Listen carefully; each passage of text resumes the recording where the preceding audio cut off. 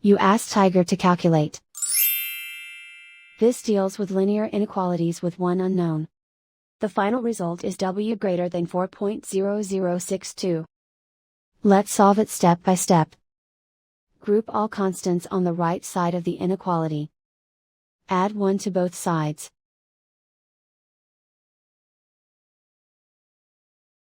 Simplify the arithmetic.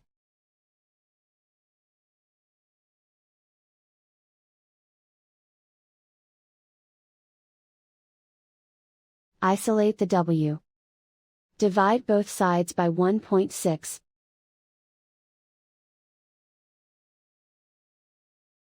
Simplify the arithmetic.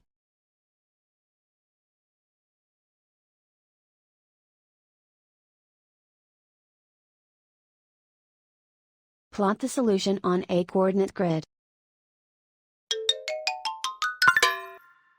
And so the final result is w greater than 4.0062.